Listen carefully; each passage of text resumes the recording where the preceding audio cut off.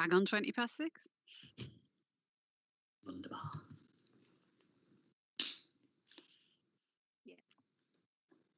Hi. So, good evening, councillors, officers and members of the public and press. Welcome to this meeting of council.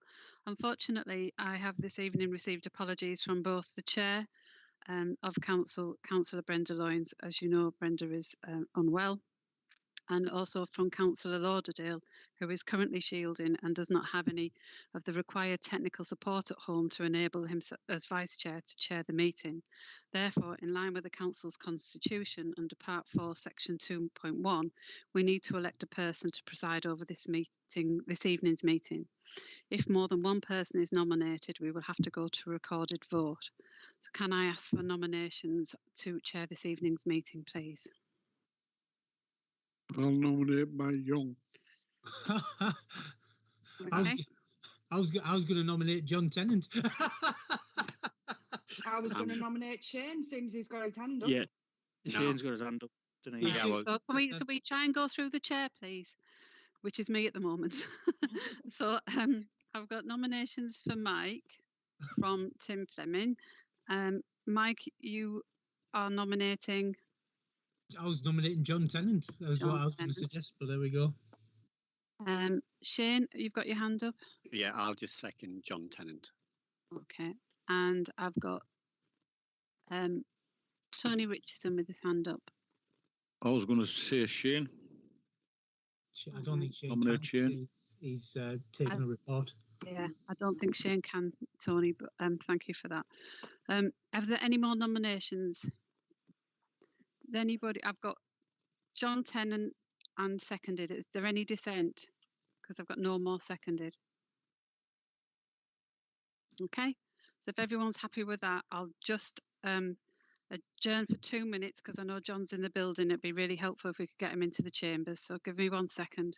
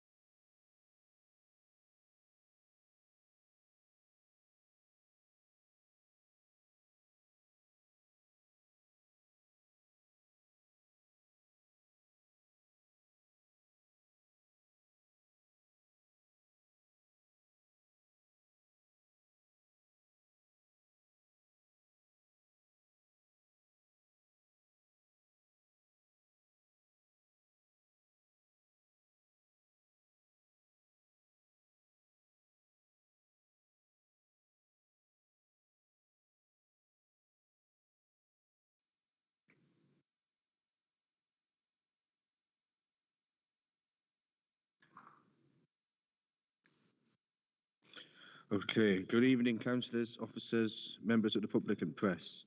Welcome to this meeting of the council. This meeting is being live streamed and on the website and recorded. I will now hand over to the council's managing director. Thank you, Chair, and good evening, everyone. I will now run through some of the working practices and etiquette for remote virtual meetings. Firstly, I would like to remind members of the virtual meeting protocol, which has been circulated to all members previously, and remind members to remain on mute until requested through the Chair or myself to speak, which will eliminate background noises and any unintentional disturbances. When called to speak, please remember to unmute yourselves, and members are reminded of the council procedure rules in respect of speaking once during debate and the length of speeches. We will begin the meeting by way of roll call of all those in attendance remotely, and may I request members to confirm they have a paper copy of the agenda and they can both hear and see where they can councillors in the meeting. I will now hand over to Democratic Services to begin the roll call. Thank you, Denise. Can I begin the roll call with Councillor Christopher Akers-Belcher? Yes, I have all the papers and I can see and hear everyone. Thank you. Councillor Stephen Akers-Belcher? Yes, I can confirm yes to all. Thank you. Councillor Brewer? Yes to everything, thank you. Thank you. Councillor Brown? Yeah, I'm present and I've got everything. Thank you. Councillor Buchan? Yes to all. Thank you. Councillor Cartwright? Yes to all, thank you. Thank you. Councillor Cassidy? To all. Thank you. Councillor Fleming? Yes to all. Thank you. Councillor Hall? Yes to all. Thank you. Councillor Hamilton? Yes, I've got everything I need. Thank you. Thank you. Councillor Harrison? Yes, thank you. Everything's fine. Thank you. Councillor Howson? Yes to all. Doing the roll call now, so Thank you, I Councillor can hear Howson. them and I can see some of them. Councillor Hunter? Yeah, I've got all papers. I'm on audio only. Thank you. Councillor James? Well, I'm still struggling with this internet. I'm still talking to ICT, but I can see people and I believe that I've got the papers. Thank you. Councillor King? Yes to all. Thank you. As the Managing Director indicated earlier, we have apologies from Councillor Lauderdale. So next is Councillor Lindridge. Yes to everything, thank you. Thank you. And Councillor Little? Yes to all. Thank you. And as indicated again previously, Councillor Loynes, Chair of Council, submitted her apologies. Councillor Marshall? Yes to all. Thank you. Councillor Moore? Yes to all. And Councillor Prince? Yes to everything, thank you. Thank you. Councillor Tony Richardson? Yes to all, thank you. Thank you. Councillor Carl Richardson? Yes, I've got everything, thank you. Thank you. Councillor Smith? Yes, I've got everything, thank you. Thank you. Councillor Stokel? Yes to all, thank you. Thank you. Councillor Tennant as Chair? Councillor Yes, yes, I have all the paperwork. Thank you. Councillor Thomas? Yes to all, thank you. Thank you. Councillor Ward? Yes, I have everything. Thank you. And Councillor Young? Yes to all. Thank you. That concludes the roll call. Thank you. And back to the Chair. Thank you very much, Amanda. Normally we accept receive apologies for absent members, but I think you've already pointed that out. So we'll move on to item 2, to receive declarations of interest from members. Doesn't appear to be any, so we'll move on to item 3, business required by statute to be done before any other business. I've not been told of any at this stage. So point 4, to approve the minutes of the last meeting of council held on the 17th of December 2020 as a correct record. My members happy with that. We have a hand from Councillor Young. Yeah, I propose that accepted, yeah. You seconded that. Okay, thank you very much, Councillor Young. So we move on to point 5, answer questions from members of the council on the minutes of the last meeting of council. Are there any questions? No. Okay. As deal with any business by statute to be done. I don't have any items under 6, 7, 8, 9 or 10. So we move straight to item 11A1, which is the medium-term financial strategy, MTFS, and we'll hand over to the Chair of the Finance and Policy Committee, Councillor Moore.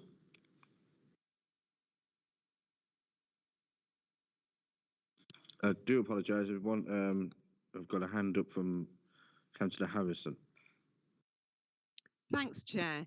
I just wondered if I could ask a question at point 9 to do with the Finance and Policy Committee meeting. Okay, yep. Is that okay? I think, yeah, I mean, you can ask now, or you can ask after Councillor Moore has presented his report, by the way. Well, it's directly from the meeting on Monday, which is why I'm asking here, if that's okay. Yeah. Yeah, Thank you. point 9, yeah, you So it's on the back of Councillor Young's proposal, which was a slight amendment, I think, to the original proposal of the budget. So the question is, excluding the police and fire precept, will any household in Hartlepool pay more than they would have paid last year? So, for example, are there some households which will pay more in 2022 than they did in 2021 if this proposed budget is passed in its present form? Can I come back on that, Councillor Tennant, Chair, because it's a question I think that's been aimed at me. Yeah.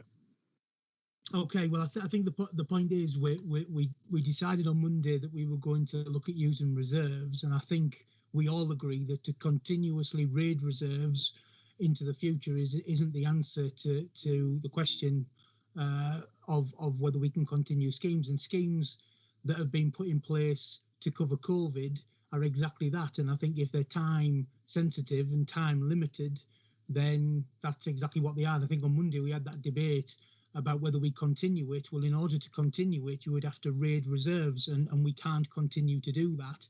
What we decided was that the total freeze on council tax was in line with the pandemic, and therefore we're taking that additional decision to look at reserves, and we all got that paperwork, and that was the reason that we made that decision on Monday.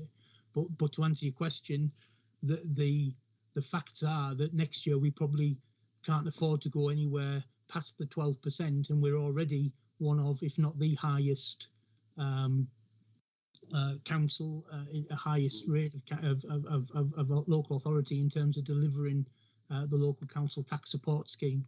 So ultimately, that will go back, and there will be an increase, therefore, in that need of taking council tax from residents. But it's because we've had the grant, we'll have spent the grant, and we can't continue to raid reserves. Chair, I appreciate that. Chair, I'm sorry, but I need to. This debate at this point in the agenda is unconstitutional. Item 9 is if there's any reports presented from Finance and Policy or Policy Committees, this discussion should come after the presentation from the Chair of Finance and Policy. Thank you very much, Councillor Akers-Belcher. I would ask that you raise your hand to come into the debate, but thank you for your contribution.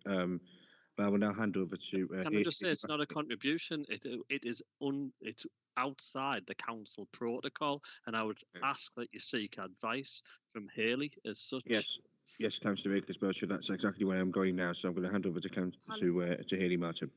Apologies, members. I was due to interject there before Councillor Akers-Belcher came in. So he is correct in that there should be first debate, and the report should be presented first, then debate. Okay, thank you, Hayley. I think that now we'll move on from point 9 and go straight to the to point 11, taking the legal advice there. So I'll hand over to Councillor Moore, the Chair of Finance and Policy, to put forward the presentation on the MTFS. Councillor Moore.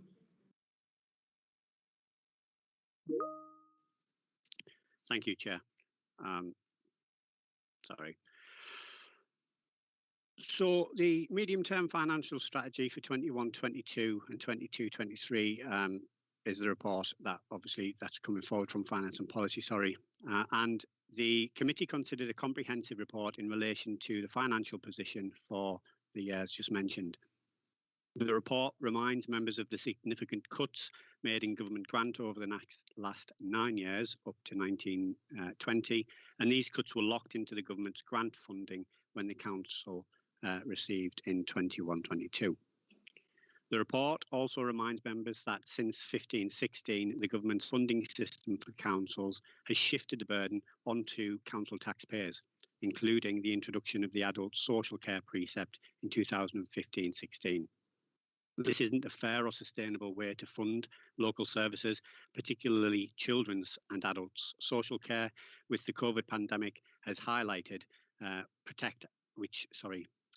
The pandemic has highlighted protect our most vulnerable residents in Hartlepool.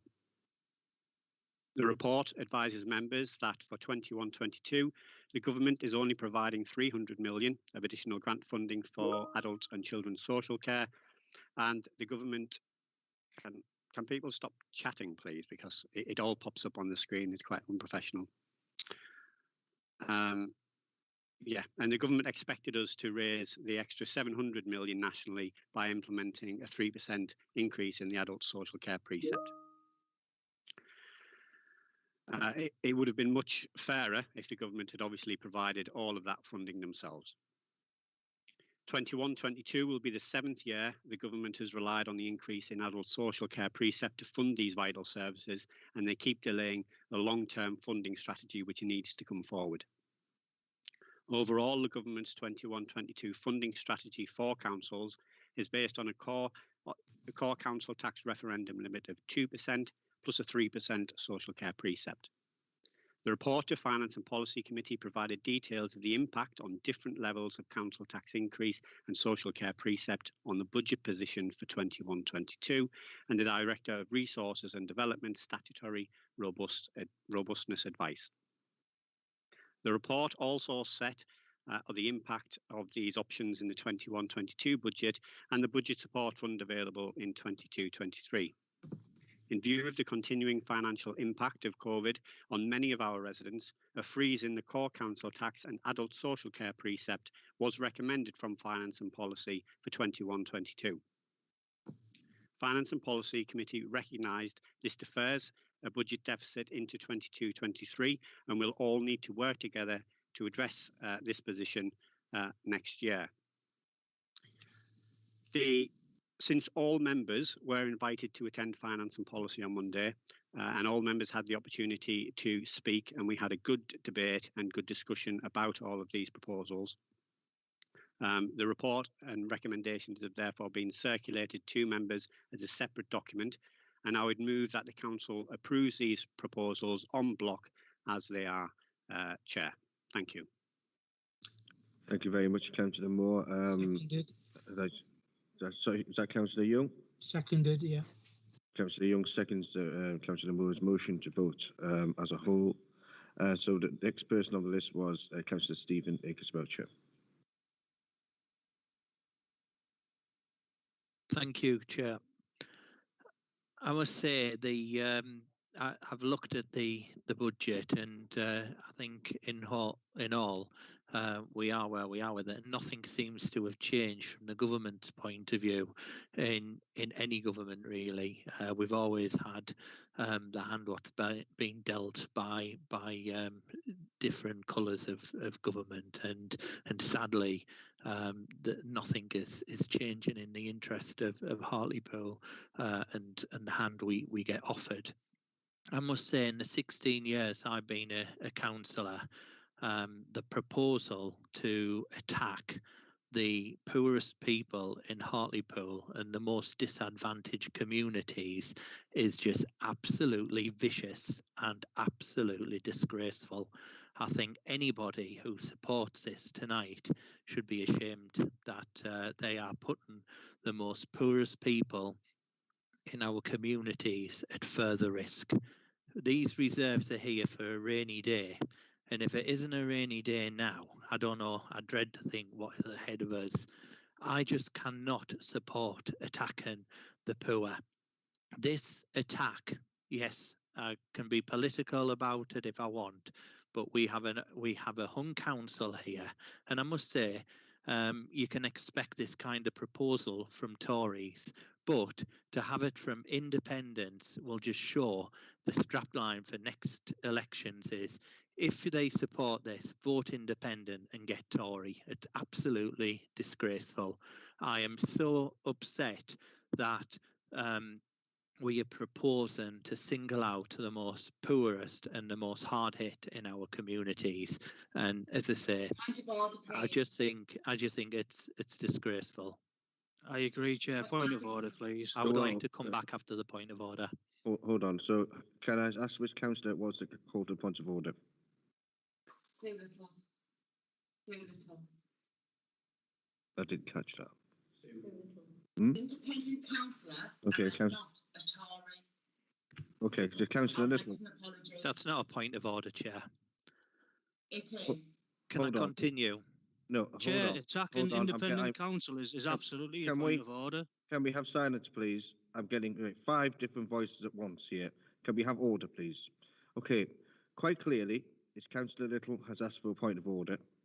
Okay, can I ask Councillor Little what the point of order is, please? Go. I'm not a Tory. I'm an independent councillor and I'm not a Tory. And I'd like an apology. Okay. Well, can I just say, action speaks louder than words. And tonight, if people don't have selfish Tory principles, they should demonstrate that in their vote tonight. And this is how strongly I feel about it. I'm not going to apologise for it.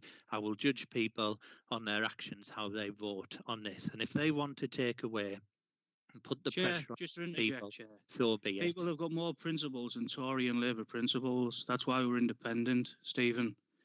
So Can be I careful what you're saying, because you're no longer part of the Labour Party. I would like to formally move. I would like to formally move. You all. I will mute you all if you don't stop talking over each other. Let's have order here, please. We are supposed to be adults. We're supposed to be grown-ups about this. Councillor Cartwright, I respect your point of view and you have a right to speak, but could you please go through the chair? You have your hand up and you will be given the opportunity to speak, okay? Apologies, Chair. Thank you. That's absolutely fine. I appreciate that. So can I go back to Councillor Steve Rakers-Belcher to finish his point before we move on to the next person? Thank you. Councillor Rakers-Belcher. You're on mute. It's obviously hit a sore point tonight, so I will move on. I would like to formally move that full support is given to the local council tax support recipients in the same way that we did this in the financial year. And I would like to formally move that, Chair. Okay, thank you very much, Councillor Rakers-Belcher. The next person on the list I see, I still have a hand up for Mike Young. Were you wanting to come back in, Mike, or? Well, yeah, thank you, Chair. My hand was up before and somebody put it down because it wasn't. I think they assumed it was a legacy hand. So just to go to the point that Councillor Stephen Rakers-Belcher has made, what we're saying is that we don't want to do that this year. But there is a grant to cover the additional support this year. What we're saying is next year we won't have that if we call for a total council tax freeze this year. So unless Councillor Stephen Rakers-Belcher would like to suggest where that money is coming from, I don't know what he wants. I don't know what he wants to do. To call us cruel for calling for a total council tax freeze seems a little bit obtuse.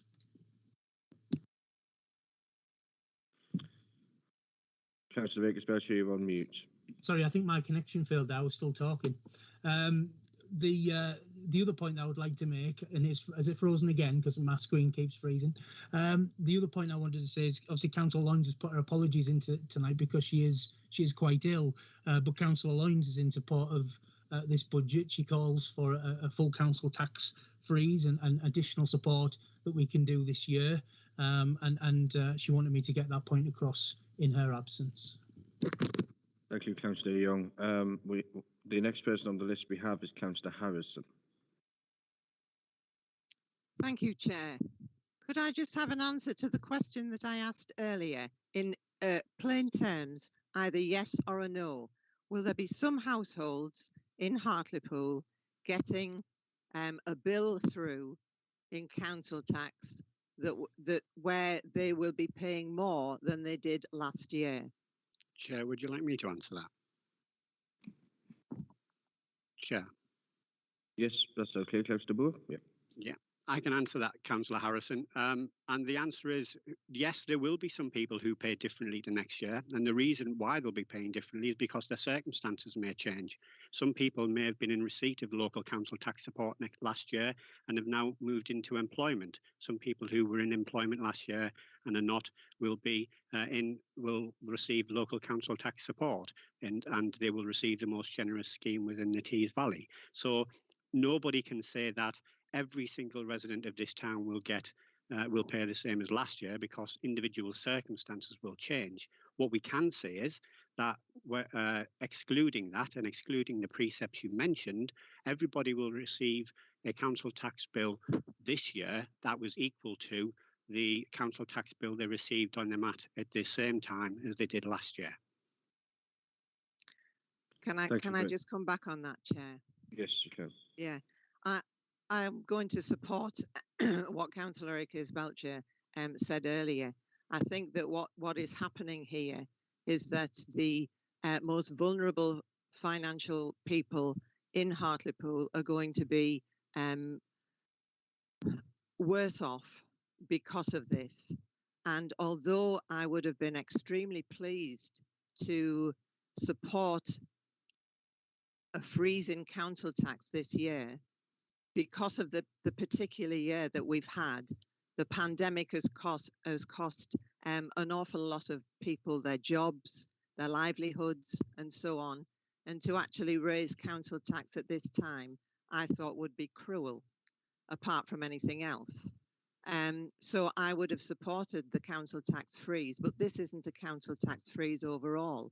So you're actually having people who are less fortunate paying more than they did last year, and I think that's the case.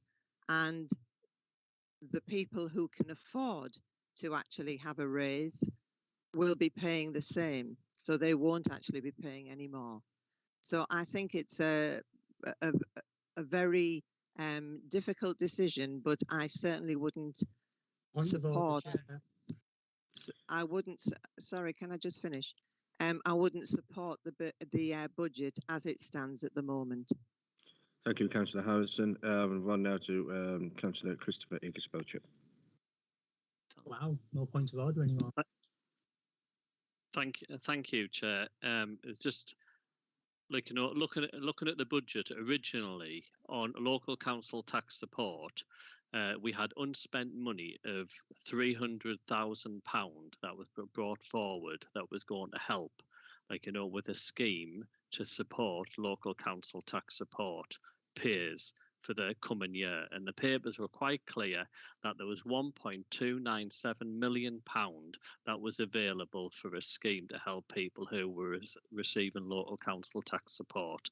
And to put into context the point I think Councillor Harrison's trying to make is a lot of people never received the bill for £164 because it was felt, because there was a special urgency decision made by this council without members, because we felt as a town that we were going through very difficult times and the poorest in our society and the most vulnerable needed help. So we made a decision that was signed by the chief exec at the time and the leader that we were going to make sure that the poorest did not receive a bill. We have been saying since last August that we wanted a council tax freeze, and at the 11th hour at Finance and Policy it was decided to have a council tax freeze, but to kick the most poor in our society, like, you know, and send them a bill for £160 odd for the next year when they paid nothing. And I pick up the point where the monies that we receive is for exceptional circumstances. Well, in all my years on the council, I have never known more exceptional circumstances. And I know Councillor Harrison's already supported the proposal for us to have a vote tonight on local council tax support, which we can do constitutionally. And I would suggest that we utilise the money in the budget support fund and make sure that we do exactly the same this coming financial year as what we did last year. Thank you, Councillor Akers-Belcher. Next person on the list, Marjorie James. Councillor James. Thank you, Chair. A lot of what I wanted to say has actually been said. So to be fair, I don't particularly need to add very much to the meeting at all. It's been said. But I give my full support to a standstill council tax for everyone. Thank you, Councillor James. And we've got Councillor Carl Richardson. I would like to support the amendment that's been moved. I think a lot of people said what I was going to say, but I will say this, that I'm the longest serving councillor on the Hartlepool Borough Council, and this is the worst budget I have ever come across in my life, where we're going to victimise people who are on low income to begin with, and it's going to be, and for the people who are rich are going to be have a freeze, but the people who are on low income, they're going to have to pay more. This is a real classic Tory budget, and it should be rejected. Thank you, Councillor Richardson. Next one, we've got Councillor Lisa Smith. I said it before in the other meeting and I'll say it again. We talk about the very poor who receive the highest amount of universal credit and the highest amount of support. We forget about the working poor, the people that everybody that's talking about the lowest income, they are still on low income. They may only receive £200 or £300 universal credit, so they're still on the breadline and get zero support. They don't get local council tax support. They don't get free school meals. They don't get anything else that everybody that's on universal credit, the lowest form of universal credit, gets. But you're all talking about, well, we'll ignore them because they've got money to be able to survive. Point of order. We'll just focus on the people who are on the lowest point of universal credit, and we'll just help them and not everybody. Thank you, Councillor Smith. I heard a noise there. I wasn't really sure what that was. It was me, Councillor Christopher Akers-Belcher. Point of order, because that is incorrect. You didn't take my point of order, Chair. Councillor Akers-Belcher, I'm afraid you've had your chance to speak. You will be able to come back if you wish to. It's a point of order. I am allowed to interject. So was mine. You didn't take mine. Yeah, exactly. So I think we'll just leave that alone. We'll come back if you need be. No, you can't leave it alone. Constitutionally, you are denying me a point of order when the public is being misled, and I would like you to pick that up with the Chief Solicitor. Okay, right. Councillor Akers-Belcher, do you want to raise your point of order? Yes, it was the public being misled, saying that it's only people on universal credit who get local council tax support. And in actual fact, when local council tax support was introduced, it wasn't for people who get maximum benefit. It is on a taper scheme. And in actual fact, it addresses the working poor. That's what it was set up for. And it protects the pensioners and the local council tax support. You don't have to be on universal credit to get it.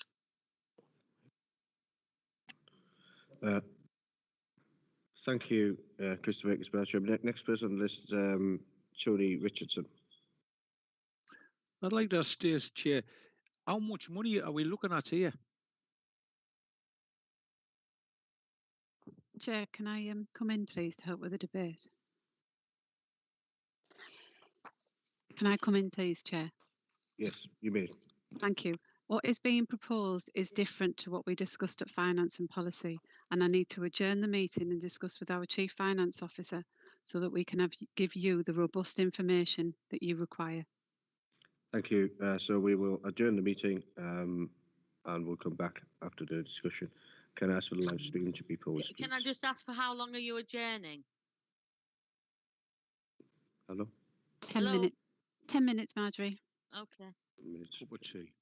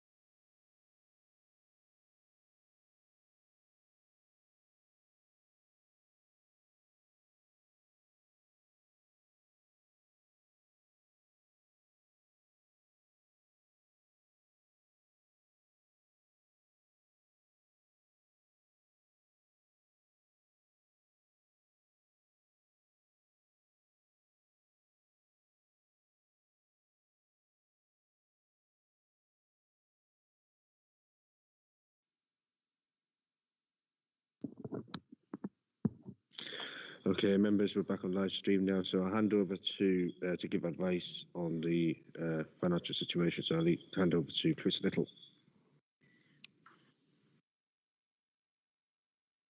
Thank you, Chair. I think I'll just start with sort of a recap of, obviously, I've set out my robustness advice in the report to F&P, and it's in the report to Council tonight in section 7 of the report.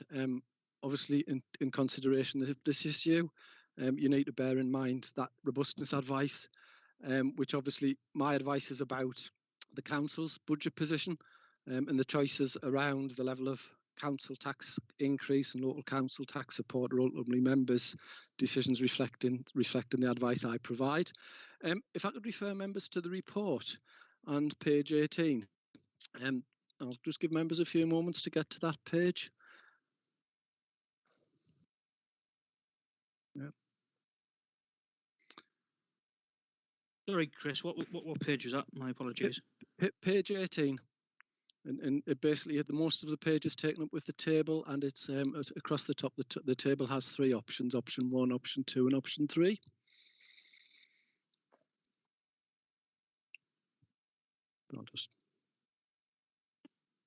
I can see the faces I can see look like members are still looking for it, so I'll just pause a little bit longer.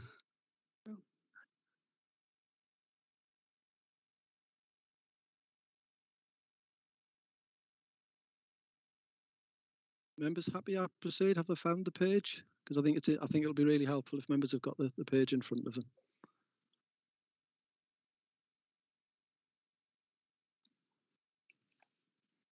It's just for it's the detailed appendix that's attached to the summary report. So it's the F&P report that's 11A1, but it's the detailed F&P report, and it's page 18 of that report.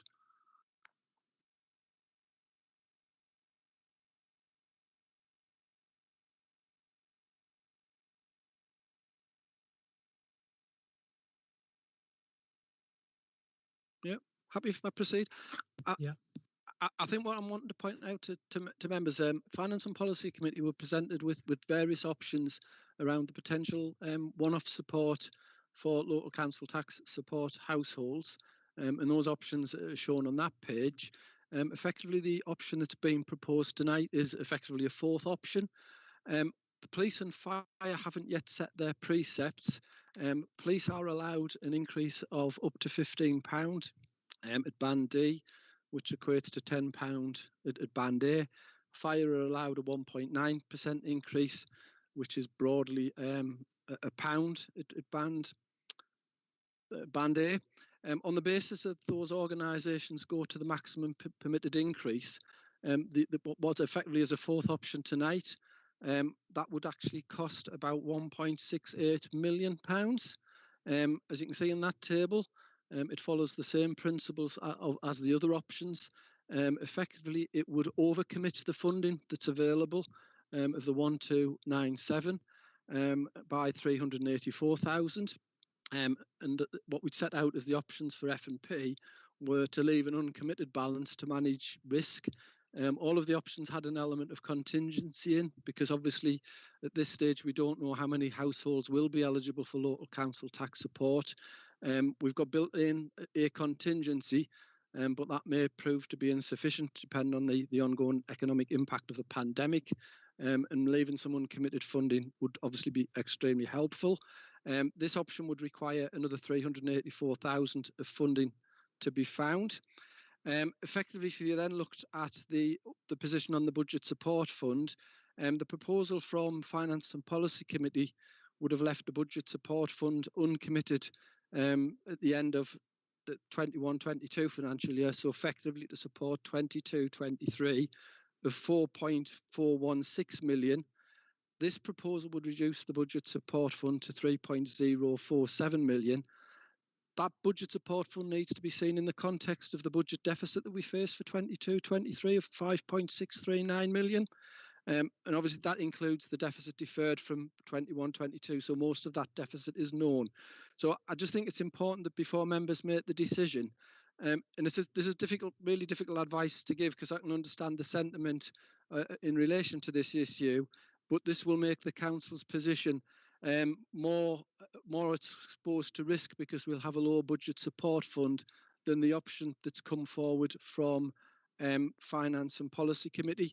And this may not make me popular, but I think I've been quite clear in the robustness advice that I do have concerns around the decision in the proposal to freeze both council tax and adult social care precept in terms of the impact on the financial resilience of the council. But clearly it is a decision for members to take account of my advice and then to make the decisions. I just think it's really important that I've taken you through the figures. Obviously, I had to quickly work these out, and I appreciate I've had to go through them quickly to members, so I'll be quite happy to clarify anything that members may wish me to clarify in relation to what I've just said. And other than that, Chair, I think I've hopefully given members the information they need to make the decision in relation to this difficult issue. Thank you, Chris. I've got a hand up from Councillor Moore.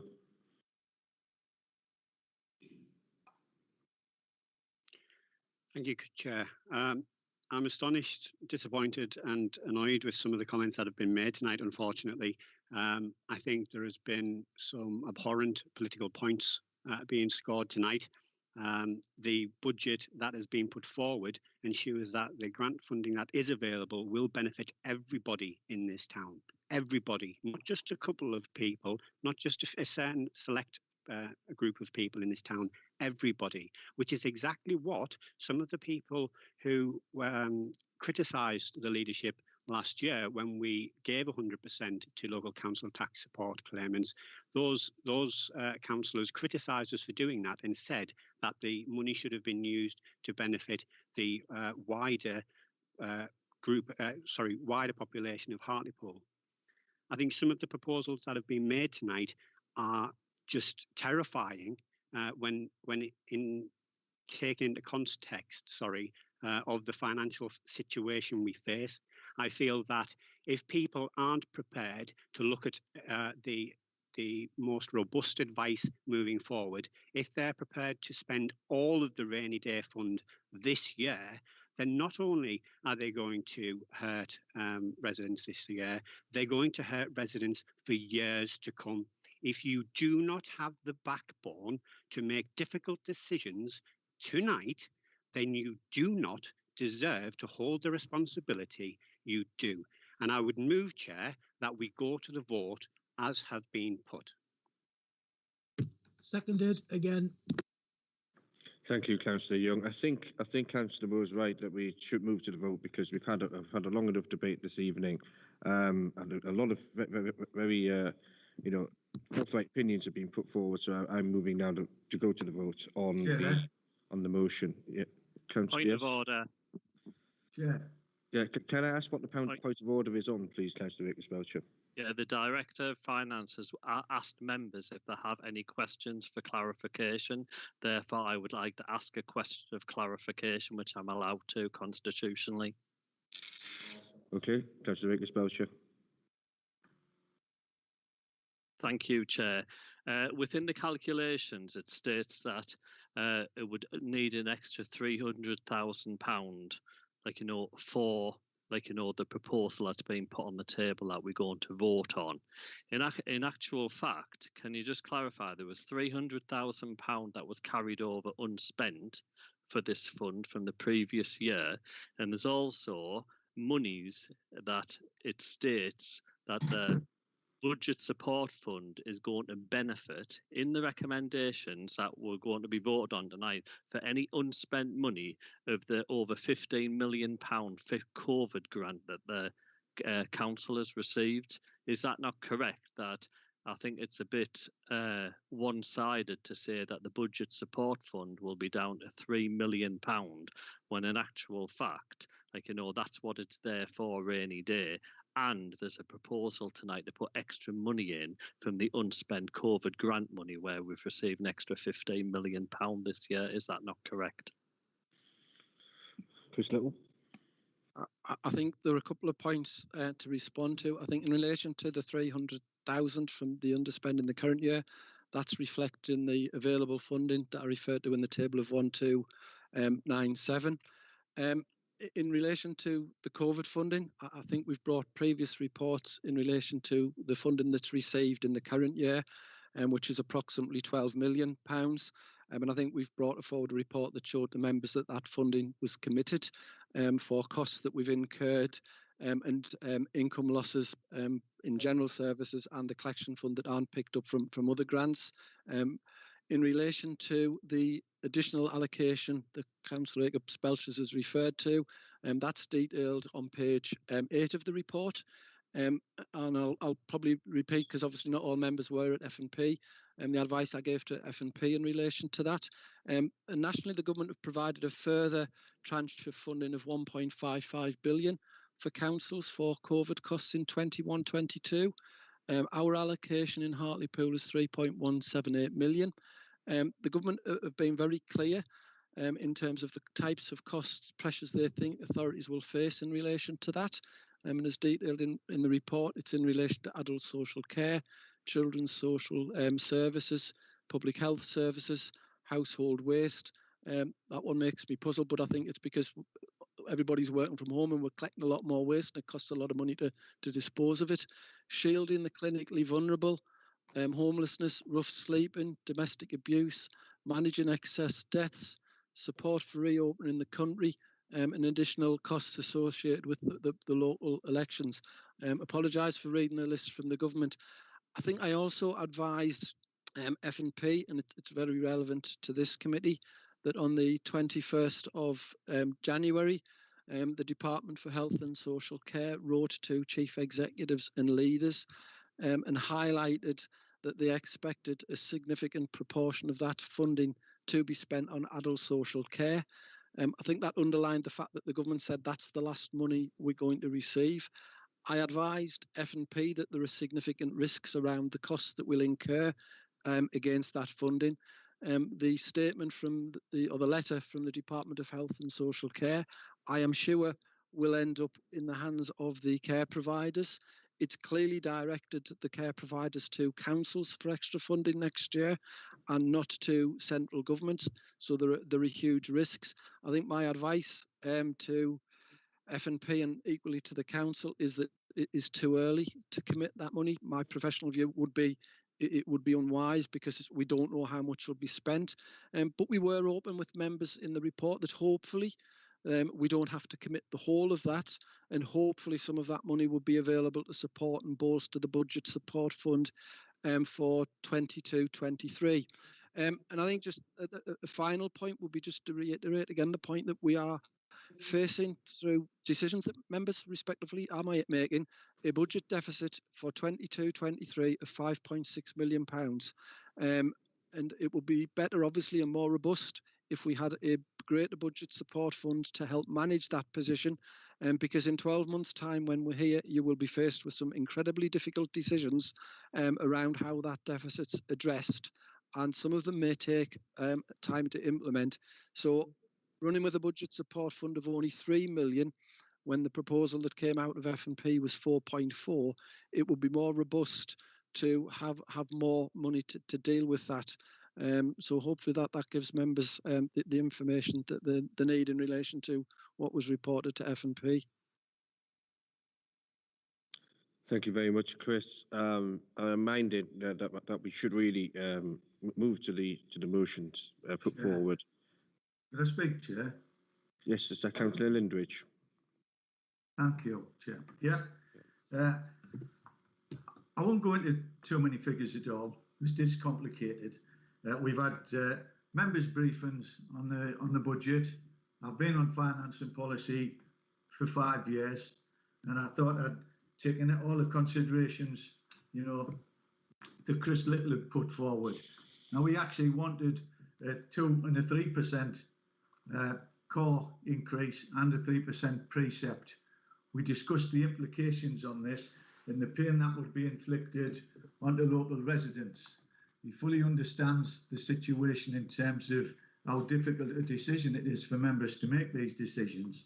So we are in unprecedented times.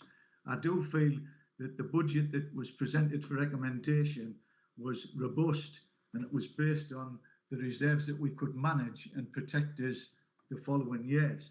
So when I actually voted and spoke up at finance and policy, I felt that by saying a nil increase in council tax and core council tax, and also a nil increase in the precept, and coupled with the local council tax support of 12% for residents, which is the most generous in the Tees Valley by a long way. So I actually feel that this is more of a people's budget to lessen the pain this year than it has been for a long time. So it really is difficult. And I think I need to make that point before we go to any votes. Thanks, Chair. Thank you very much, Councillor Lindridge. I do have Councillor Mike Young. Is it a brief point, Councillor Young? It is. It's a question to the director. Is what I proposed, in your opinion, based on us asking for a total council tax freeze, robust in your opinion? In your professional opinion, was my motion robust? Right. Can I refer members to the report? Well, or I'll read. I think what I said in the report, and I don't think the advice fundamentally changes in terms of I've been clear, and I appreciate the difficulties the members are being dealt with. You're being put behind, between a rock and a hard place in relation to council tax, and I don't envy you. But professionally, obviously, the numbers and the government's policy really only leads a director and a Section 151 officer to give one piece of robustness advice, and that regrettably would be to increase council tax by the limit set by the government, because that obviously secures the most recurring income. In the absence of that, I've set out a concern that I don't professionally think without that the budgets are robust. What I would say, and I suppose it's the comments I've said, the proposal that came out of Finance and Policy Committee will result in a budget support fund of 4.4 as opposed to 3 million with the alternative proposal tonight.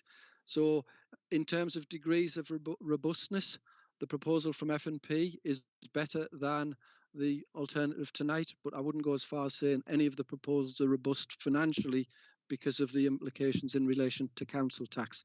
But I would stress that obviously my advice is advice to council, and then it's up to council to decide on the basis of that advice, provided that you have hopefully understood the implications of the advice and accept that we have deferred a significant deficit to 22-23 that we'll all have to work towards addressing during the course of this year. So hopefully that answers the question, but perhaps not in the way you maybe expected. Thank you, Chris Little. I think that it's important now that we move to the vote. Chair, I'm not accepting any... as well. No, I'm afraid not. Under the Constitution, the director said we can ask questions. And I believe he invited members to do that, and I believe it's not appropriate to stop that. I've just got a simple question I would like to ask. Councillor, we have spent a long... Are you frightened of what I might say, council attendant? Is that where it is? Do you really want to stifle debate tonight? No, I'm not interested. In fact, I've opened the floor to almost all councillors across the floor.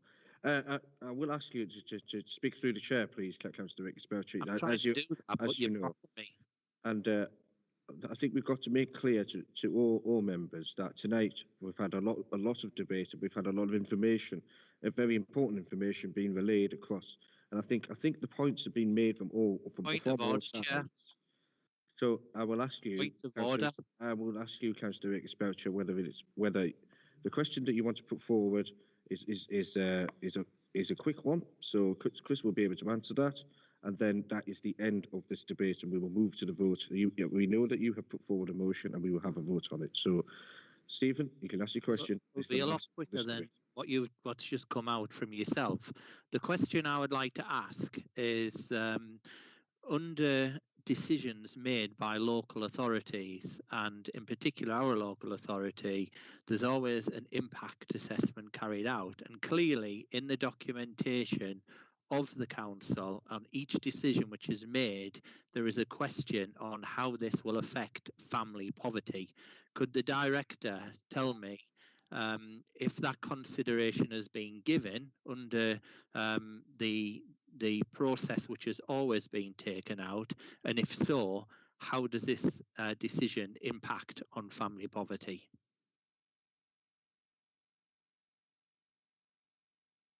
Thank you, Chair. I suppose in response to that question, that in relation to the options that were set out in relation to local council tax support, that analysis wasn't carried out.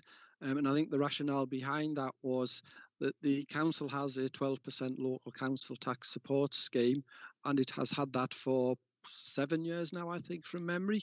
And that's the basic level of support. Obviously, the proposal to provide extra support wasn't assessed in that context.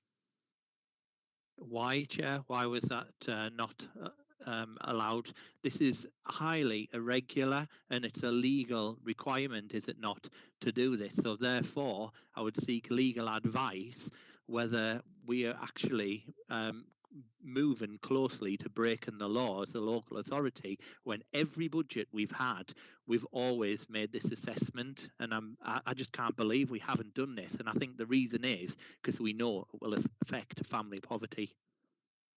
Chair, if I may, whenever there was a council tax increase under the previous administration, there would always have been a negative impact, but that never seemed to be taken into consideration.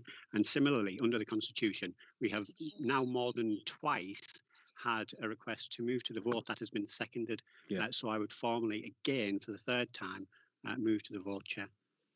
Thank you, Councillor Moore. I accept that. We're going My question has not been answered, Chair. Point of order. I asked for legal advice on this, and we are really heading towards dangerous territory here. Councillor Vickers-Belcher, Councillor Vickers-Belcher, we've taken your question, and I think it's important to remember what Councillor Moore's answer was. It's very, very clearly that in previous administrations, the effect of a council tax increase would have been a increase in the payments of those at LCTS, and we don't. I certainly, my memory, don't remember a test in the back to test that out. In the paperwork, if you go back, Chair, on a point of order, you are close to misleading the public on this matter. I've asked for legal advice, and I would ask that we get that legal advice. And I would say, in response to Councillor Moore, in all the things we done, and we weren't perfect by any means, but we never kicked the poor like. Thank you, Councillor Vickers-Belcher. I'll go over to Managing Director Denise McCuckin. Thank you, Chair. Unfortunately, I'm going to have to ask for a further adjournment so I can get that legal advice. It'll be another 10-minute adjournment.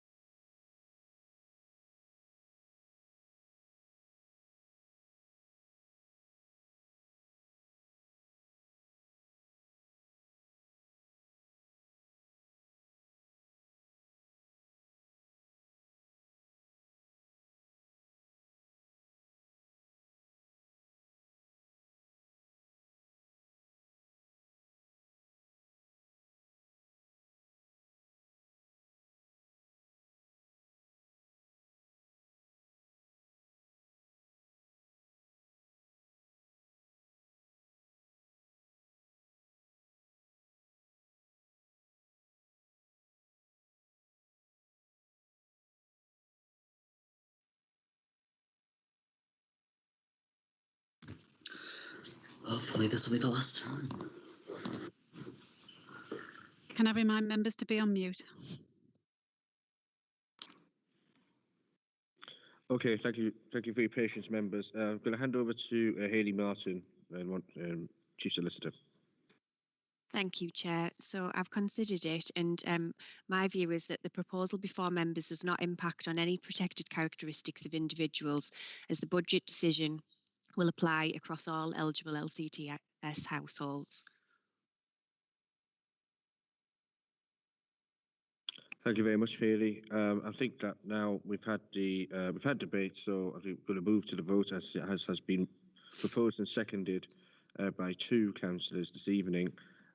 So I'll hand over now to the monitoring officer, sorry, the managing director, to signify and explain that vote to each of you. Thank you. Thank you, Chair. So just to everyone is clear, I'm moving on the amendment raised by Councillor Stephen Akers-Belcher, which was supported by Brenda Harrison, which was basically a 4th option regarding the LCTS, which was about the scheme that's in place for this year, which government provided for a one-off year. Councillor Akers-Belcher, Christopher. For. Councillor Stephen Akers-Belcher. For. Councillor Brewer. Against. Councillor Brown. Against. Councillor Buchan. Against. Councillor Cartwright. Sorry, against. Councillor Cassidy. Against. Councillor Fleming. Against. Councillor Hall. For. Councillor Hamilton. For. Councillor Harrison. For. Councillor Howson. For. Councillor Hunter. Against. Councillor James. For. Councillor King. For. Councillor Lindridge.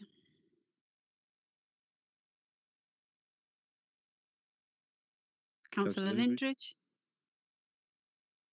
Sorry, I was on mute. Against. Councillor Little. Can't hear you, Sue. Councillor Marshall. For. Councillor Moore. Against. Councillor Prince. For. Councillor Tony Richardson. Abstain. Councillor Carl Richardson. For. Councillor Smith. Against. Councillor Stokel. Against. Councillor Tennant. Against. Councillor Thomas. For. Councillor Ward. Against. And Councillor Young. Against. Just tally those up, members, if you just bear with us 1 minute.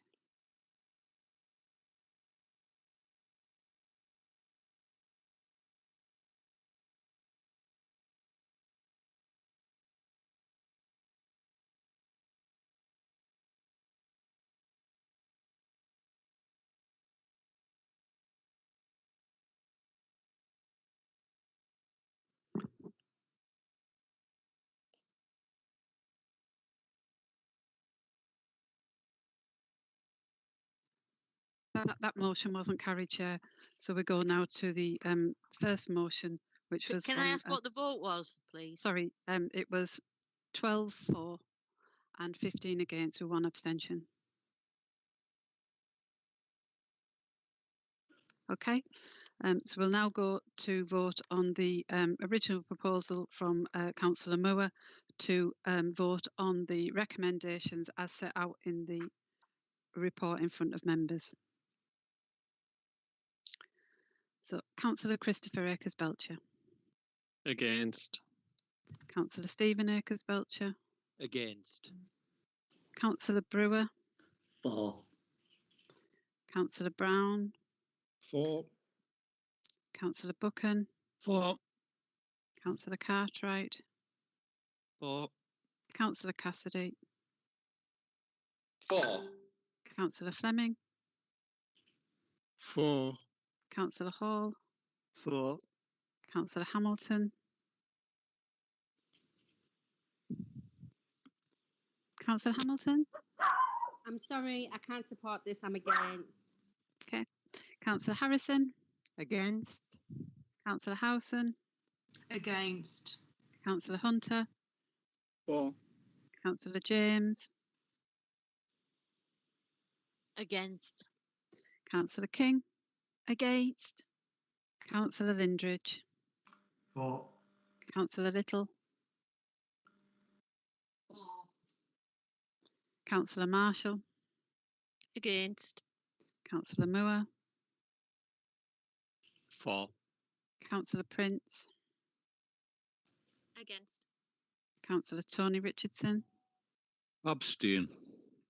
Councillor Carl Richardson? Against. Councillor Smith? For. Councillor Stokel? For. Councillor Tennant? For. Councillor Thomas? Against. Councillor Ward? For. And Councillor Young? For. Again, if you let me add this up and we'll come back to you.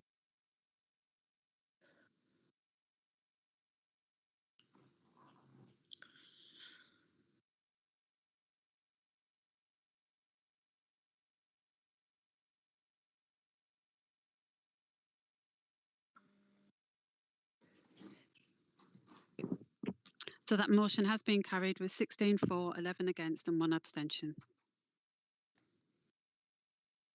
Thank you very much, Denise. So that we move to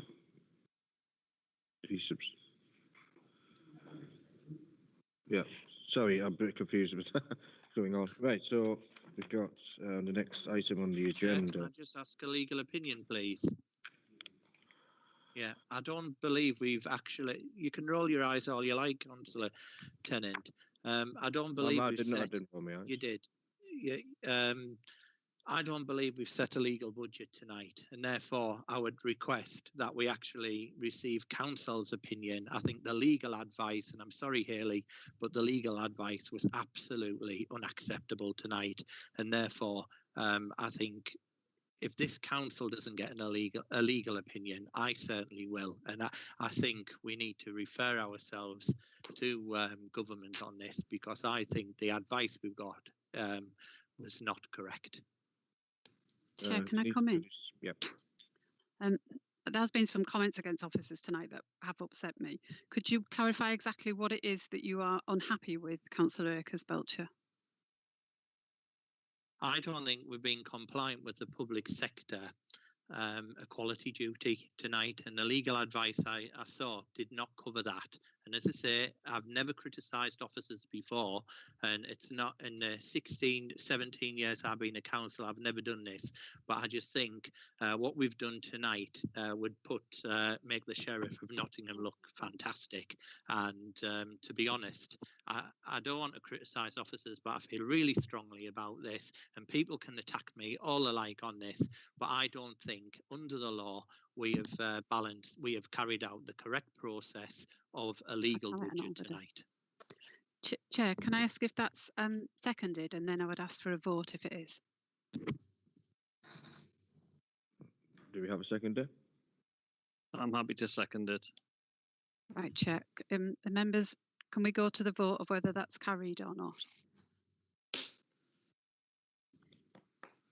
Chair, can I just ask for clarification? Yeah. So Councillor Stephen Akers-Belcher is not happy with the advice given by our Chief Solicitor and is asking for legal counsel advice. Now, to go and do that, at the moment, we need to set a budget, and we need to set that budget this evening if possible. If we go for legal advice, that will delay that, and I need to know from members if it's supportive. Well, can I just say that I don't actually agree with that definition of what's been asked for? So can I speak, please? Councillor James, I think rather than interpreting, I think Councillor Stephen Akers-Belcher has made clear that the motion he wants to put forward. So an interpretation of a motion written by. Well, I was seeking clarification, Chair, but my clarification is different to how the managing director has actually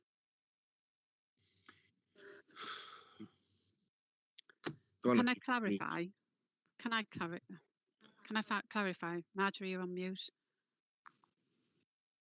Can I actually ask my clarification, and then I'm sure of what answer I'm going to get? Okay. I believe that the question of whether the advice we've been given is correct or not by Stephen Akers Belcher is about the equality access, and the way that we have not, as Chris Little said, we have not carried out the normal equality check on that decision. And the advice given by Haley was that because it hammers everybody equally, it's fair. Now, I don't exactly buy into that. We are supposed to carry out the equality balance and to provide that to members before. It should have come out a week ago, but we're supposed to have that advice prior to making a decision. And I am not comfortable, Chair, with the answer that we've been given, unless Denise can actually clarify and explain that bit of it. So, Chair, if I may come back. Normally, equality impact assessments are carried out on cuts and savings, and members will get that, as they know. This is not a cut or a saving. What members are proposing tonight is to replace a one-off government grant, and therefore we wouldn't do an equality assessment on something that we haven't been asked to, has been put on the floor tonight. Now that has been rejected. Now the budget was set before you is not about cuts. This year's budget is purely about using reserves to get us through this very difficult pandemic year, and that be why an equality impact assessment has not been carried out. So if Councillor Akers-Belcher wishes to that motion to be considered and it has been seconded, then I'm happy to go to a vote. Well, can I just say, Chair, I think this is a done deal, looking at the last vote, how it went. So it's pointless going ahead, but I will be taking this up myself and I will be looking at it because, as I say, but I know how the vote's going to go because everybody's shown the colours tonight. So therefore, I'll withdraw the motion. Okay, the motion is withdrawn. We have interest from Councillor Young. Thank you, Chair. Can we just clarify tonight? Tonight we've voted to totally freeze council tax for this year. That's what we've chosen to do. In order to do that, we've taken a proportion of people who already receive a massive discount on their council tax, and all we've said is they can't have any more discount. That's what we've said. So we've frozen the council tax for the many, totally frozen the council tax for the many, in order to make sure that we get through a really difficult time, and that's where we're at. Okay, thank you, Councillor Young. I think we've had a vote on this now. A motion has been withdrawn. I think it's the end of this debate. We need to move on to the next item on the agenda. I do appreciate the feelings of some people, but we have to move on. Okay, so we move on to the next item on the agenda, which is 11B, proposals for departure on the approved budget and policy framework, funding agreements, Brownfield Housing Fund, Lynn and Whitley Street. I'll move over to the Chair of Finance and Policy Committee, Councillor Shane Moore. Thank you, Chair.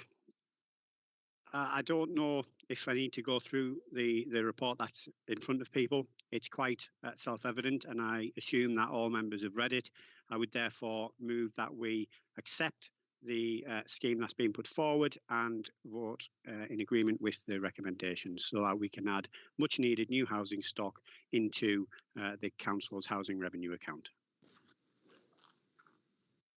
Thank you, Councillor Moore. Do we have a seconder? Second. Seconded by Councillor Brewer. We've got interest from councillors, so Councillor Amy Prince. Thank you, Chair. I asked on Monday, did we find out if these houses are going to have gardens? And can you tell me, sorry, what is going to happen with the willows? Because I've struggled to keep up with that. Thank you. So Denise McLaughlin. I do apologise, Shane. Yes, the properties do have gardens, and the willows will be considered as part of the town investment fund and the master plan that's being put forward. There was a number of schemes, you will recall, that went to finance and policy early this week and prioritised, but there will be, that isn't forgotten about, and we will be picking that up when we could do that. Thank you, Denise. It doesn't appear to be any more councillors wanted to come in, so I think we can go to vote on the proposal. Hand over to Denise. I think, Chair, if there isn't any dissent, we wouldn't need to go to the vote. Or do we need to go to the vote? Yeah. That's right. So I do apologise. Is there any dissent from councillors? If so, we need to go to the vote. If not, we'll take it as accepted. Okay, that's passed without dissent. Thank you very much, councillors. So we'll move on to. There's a lot of background sound there. Councillor Brewer, you've still got you've got your microphone on. No problem. No, that's fine. Denise. Chair, I'm just conscious of time. We are coming up to 8 o'clock. Under meetings that are held virtually, we either stop at 8 o'clock and business is deferred, or with members' full consent, we can carry on and finish this meeting, but we do need members' consent. Okay, so is there any dissent to extend the meeting past 8 o'clock? Thank you, Chair. Doesn't appear to be. Marjorie? Can I just ask for clarification? Are we saying it's an open-ended meeting, or is there a limit to the extension? I was going to ask the same thing, but I put my hand down. Yeah, I mean, I don't want to be sat here at midnight because we didn't do anything at 8 o'clock. So can I suggest that we take it in 30-minute blocks and say that we'll extend 30 minutes and see where we are at 8:30? Thank you, Marjorie, for that advice. You took the words out of my mouth. Yeah, I think that's fairly reasonable. Yeah, so next half an hour we'll take another decision. That's fine. Okay, so we move on to point 12 to consider motions in order which they have been received. We have motion 1, which I believe was the forward of the motion is Councillor Prince. Is that right?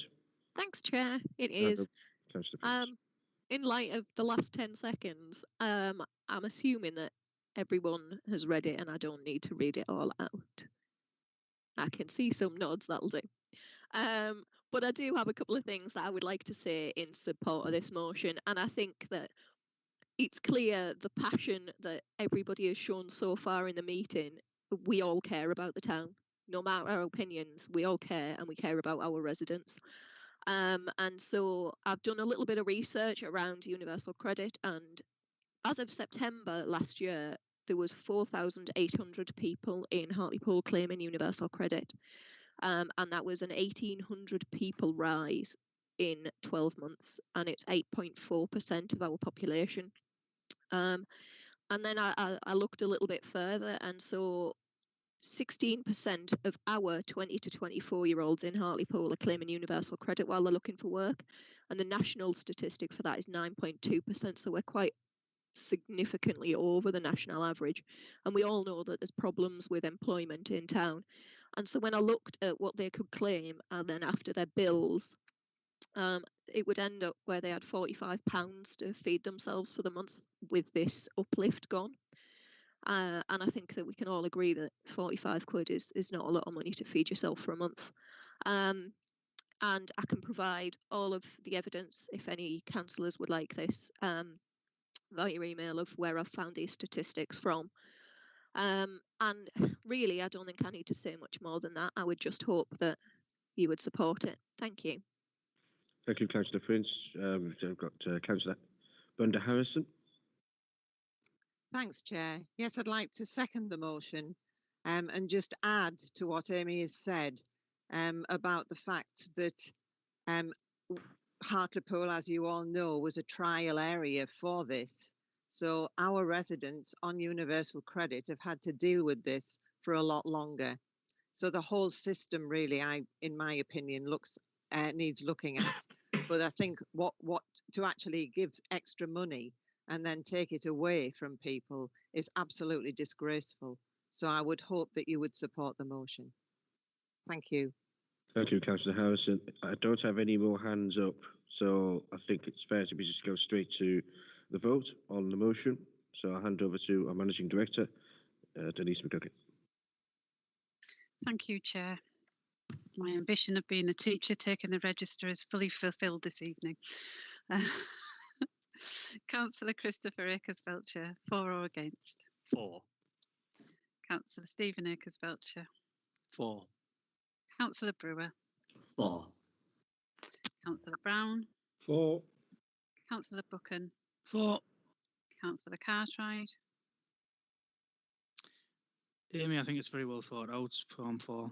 Well done. Councillor Cassidy, 4. Councillor Fleming, 4. Councillor Hall, 4. Councillor Hamilton, 4. Councillor Harrison, 4. Councillor Howson, 4. Councillor Hunter, 4.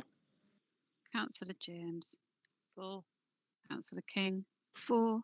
Councillor Lindridge, 4. Councillor Little, 4.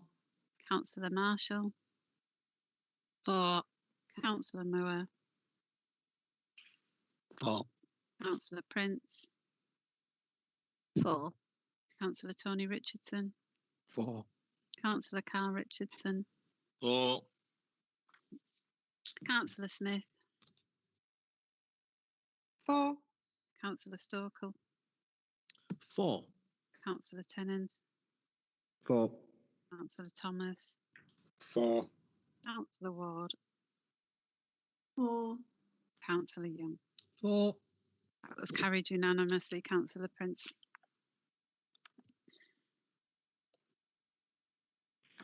Thank you very much, Denise. We have another motion up to the floor, which has been put forward by Councillor Richardson. Councillor Richardson, do you want to put forward your motion?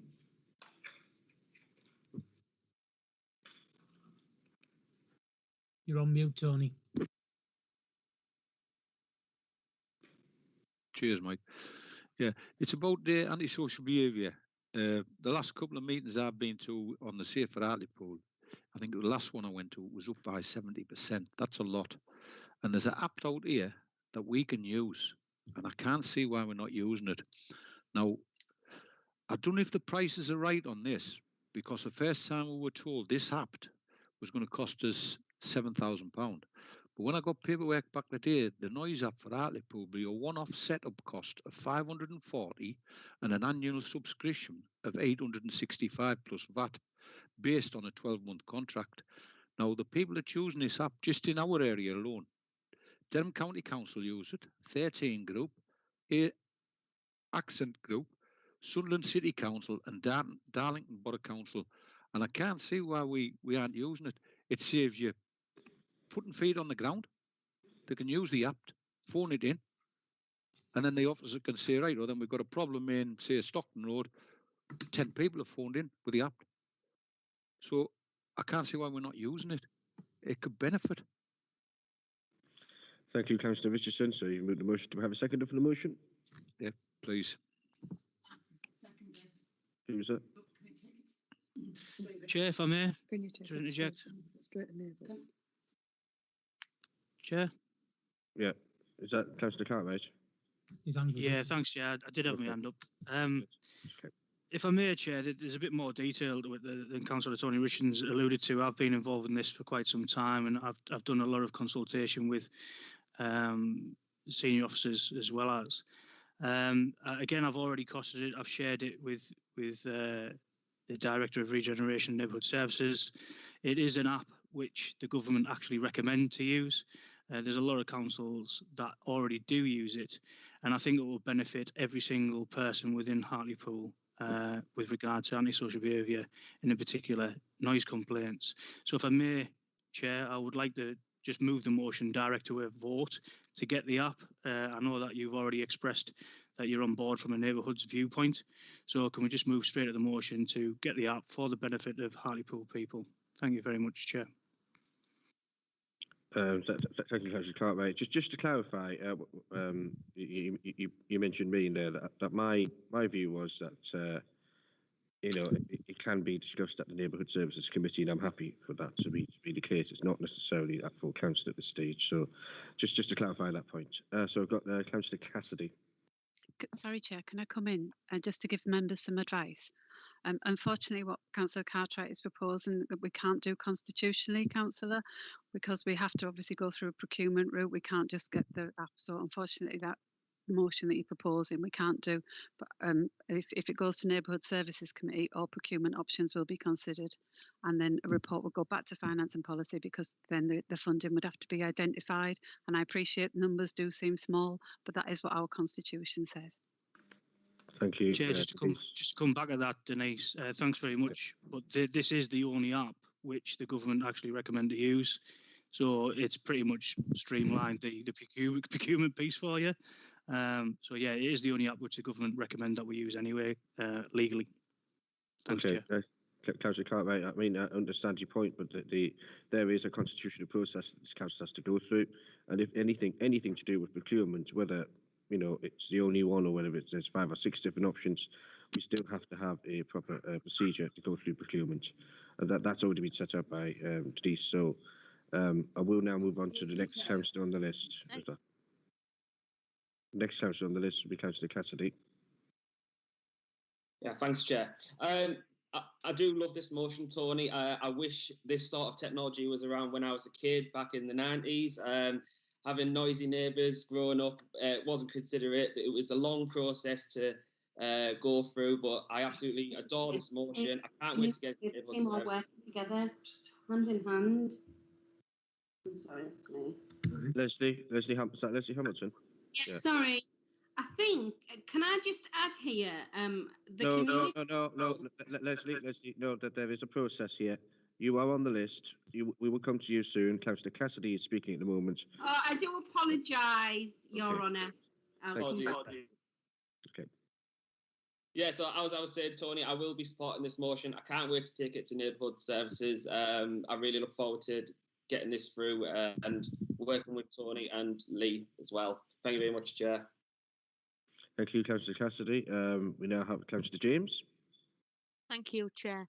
I would actually suggest that we do take the advice that's been given by Denise McGuckin and that we do refer the matter to Neighbourhood Services, because my understanding is that Hartlepool Borough Council already have an app that is used and able to be used by residents within the town to make reports, not just about antisocial behaviour, but about broken pavements or roads that have holes in them or anything else. So that needs to be also taken into account, because obviously we don't want 2 apps. So if the decision is that this is the way to go, then we need to look at what we actually do in the other direction. So there is a conversation that needs to happen, and I would suggest that that takes place at Neighbourhood Services. Thank you, Councillor James. Yeah, you make some pretty valid points there. So can Councillor Cassidy, you put your hand back up, or you want to take it down? All right. Okay, that's fine. So Councillor Harrison. Thank you.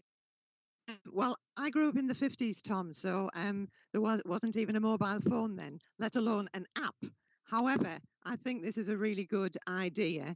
I am a Luddite when it comes to technology, but at the same time, I do see that it poses some really good things. And I also think that anything that can help antisocial behaviour has to be good. So yes, I would support the motion. I would actually want to add a little bit to it, if that was okay with people. And the addendum that I would add is that when it's taken to Neighbourhood Services Committee, they also investigate a return to the 24-hour noise nuisance service for residents to report instances at any time of the day or night. Thank you. Thank you, Councillor Harrison. Now we have Councillor Sue Little. I'd just like to second it to go to neighbourhoods. Sue? I'd just like to second that to go to Neighbourhood Services. You're on mute, Sue. What everybody else has said. She's not. I'm not. Can't you hear me? I've got sound issues, so sorry. Take my hand down. Okay. Am I right in assuming that you're moving that it goes to Neighbourhood Services? No, I moved it. She's seconding it. Okay, that's right. Yes, do apologise. Can I actually accept the amendment that's been made by Brenda Harrison, because I think that does need to be discussed. Okay, so you're asking for the substantive motion to move to neighbourhood services, including the addendum proposed by Councillor Brenda Harrison. Is that correct? That's correct. So we'll take that as one vote if members are happy, rather than two votes. The next one on the list was Councillor Leslie Hamilton. Leslie?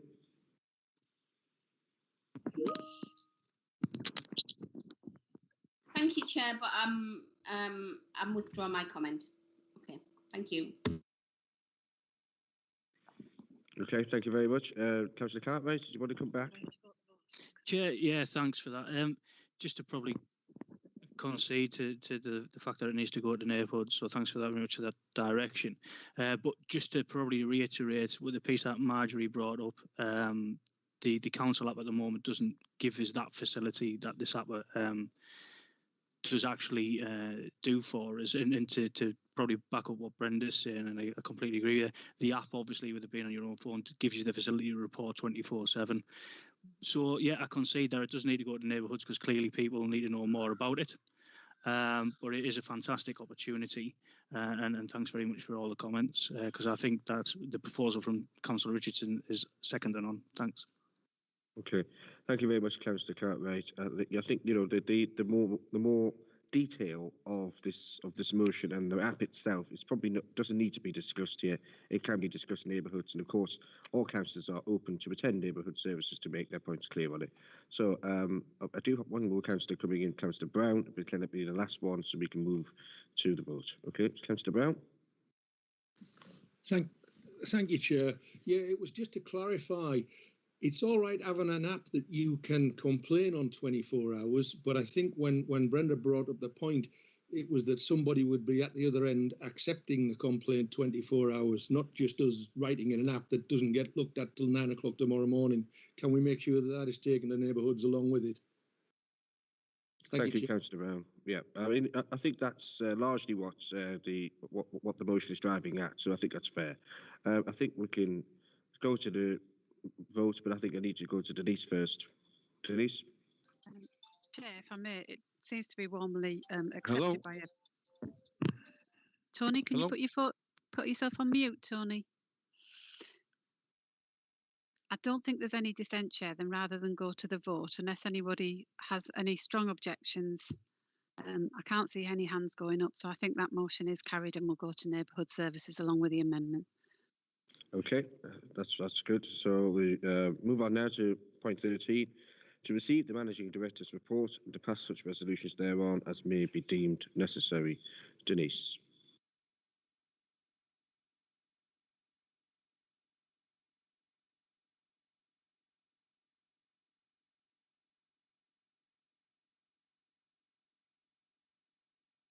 Is that better? I'm having button issues. Since we last met, government's announced a national lockdown on the 5th of January where you must stay at home. Members will be aware that earlier this month, Hartlepool had the highest rate of positive COVID cases per 100,000 population in the northeast, and we had a high positivity rate of more than 24%. And we know that around, at the time, 65% of cases tested had been identified as that of the new variant. I can advise members that we are now in a better and improved position. At one point, Hartlepool had we were seeing over 800 cases in 7 days. I'm pleased to tell members that this is declining significantly, but they are still at a high rate. And we've, as of today, had 290 cases in the last 7 days. And our positivity rate has reduced from over 24% to 11%. Hospitalisations are still high, with 161 in hospital and 15 in critical care. And sadly, we've had 17 deaths in the last 7 days compared to the week previous. I don't intend to go through the report in detail, but just to remind members, it's really important that you do not leave your home outside unless you have a reasonable excuse, and police are starting to take enforcement action across the town. In children's services and education, much of the work is statutory in nature and officers are required to continue to ensure that we carry out our statutory duties. During the first lockdown in March, a number of flexibilities were introduced which enabled staff to work differently and exceptionally to fulfil their duties. However, since September, these flexibilities have been rescinded, and therefore children's services staff are being required to undertake the full breadth of children's services work in exceptional, challenging and difficult circumstances, with added risks of COVID associated with direct contact with children, young people and families across the town. The level of demand and complexity of work continues to increase as we are working with the impact of the first lockdown and the closure of schools. On that subject, members will be aware that schools remain open for vulnerable children and young people and for children of critical workers to attend. This is creating additional pressures in our schools. Our teachers are providing both classroom and online teaching, and members will also appreciate that teachers are not immune to the virus and therefore in certain circumstances when close to the virus or if cases of outbreak have had to self-isolate, creating additional pressures. In adult services and care home provision, resources are being prioritised to support the hospital discharge and other priority services to ensure that the NHS is protected, and the integrated arrangements we have at North Tees and Hartlepool Foundation Trust are working well, and we're managing to support people to get into home or their care homes as needed. That isn't to say that we don't have outbreaks in our care homes, we do, and at writing this report we had 3 homes with large outbreaks involving a high number of residents and or staff. I'm pleased to say that that number is reduced and we now have 1 large outbreak. Just so members are aware, an outbreak is classed as more than 1 case. The good news is that all care home residents and staff have received their first vaccination, and we are starting to also enable that all our adult services social workers and children's services social workers are in the process of getting their vaccinations as well. The Hartlepool Support Hub is fully staffed and has been throughout. Call numbers were relatively low over the Christmas period, but we did provide a 24/7 cover in place with Partners 13, and people were identified with the highest risk were provided with a hot meal on Christmas Day and during New Year, as well as a receipt of food hampers and gifts throughout the period. We monitor the situation regarding requests for food and medication, as they were the main priority pressures last time. We do expect to see less demand this time as more people have access to priority online shopping slots, and the pharmacy are also introduced delivery services. Community testing, I'm really pleased to tell members that our community testing centre went live at 12 o'clock yesterday afternoon in Mill House. We've got a number of staff who have volunteered, and I know some members were there who have done training to become testing operatives, and this service will be available Monday to Saturday. It is open 10 till 6 Monday, Tuesdays and Thursdays, and 8 till 4 Wednesday, Fridays and Saturdays. We're doing quite a lot of work on social media and other outlets to ensure that residents are aware of this scheme, and I can tell members that actually we were full today, and our the bookings are being taken for the rest of the week, so it's really looking promising. Hartlepool Borough Council employees, where they can work from home, they are fully supported by the technical equipment and support from their managers, and colleagues have been advised that this will continue to be our position until the end of March at the very earliest. However, for many employees, they continue to work on the front line in social care settings, regulatory services, schools, neighbourhoods and the support hub, and they work throughout the festive period, fulfilling our statutory duty. And I know members, along with me, would wish to place on record the sincere staff to all staff of Hartlepool Borough Council who continue to work tirelessly throughout. Due to the national lockdown, a number of significant changes were made to our services, and they are kept updated on the Council's webpage. Happy to take any questions on COVID, Chair, before I move on to the political proportionality review, which was the second business report that came out. Thank you, Denise. So we've got 2 hands up, one from Councillor James. Thank you, Chair. I've got one bit of information to share, and then I want to make a suggestion. I think the report's excellent, and I've really sort of received this very well. I think the report's clear, it gives the information, and the update that's been given is an additional strength to it, really. So with that said, my understanding is, and I haven't checked because I don't leave my home unless I have to, that a number of the drive-through fast food outlets in Hartlepool are accepting queues. So we have people queuing through the drive-throughs to get their burger and chips or their chicken and chips or whatever it might be. And therefore, the issue about social distancing, etc., just falls by the wayside. So we really need for the police and anyone else that can monitor that to actually clamp down on that quite hard. So that's the first bit. The other bit is that a number of authorities and certainly teaching unions have been quite vocal over the last week or two about teachers being accepted as critical workers. And I would lengthen that because it's not just about teachers. When a child goes into school, it isn't just a teacher that they need or meet. It's the cleaning staff, it's the dinner ladies, it's everybody, teaching assistants, the whole shebang, people who work in their receptions. And we really need all of the staff who are relevant to our children being taught in a school setting and being safe there to be accepted as critical workers and to get their inoculations as soon as is possible. That is the only way that our children will be able to go back into school safely. So we really need to add our voice as a council to that call and to add our lobbying strengths to the government to ensure that we make it clear that we require that to happen. They're already talking about March the 8th, and it's very likely that children won't go back this side of Easter. So there's plenty of time for those staff to be included in an inoculation programme, and they desperately need to be. So I just want to add that and hope that the rest of council will support that position and that our managing director can actually get on and make that contact with government about it. Thank you, Councillor James. Denise, do you want to come back on that? Thank you. Just to let Councillor James know, I've already started that lobbying. I totally agree that it's really important that we get as many of council working staff vaccinated, because as you say, they are actually out and about and they are in contact with communities, and will continue to do that. With respect to the drive-throughs, unfortunately, legally they're allowed to queue, but I will pass on any concerns that this council has regarding that to the police. And if there are any specifics, if they could let me know outside the meeting, I'll take that on board. Thank you, Denise. We've got two more people. So Councillor Brenda Harrison. Thank you, Chair.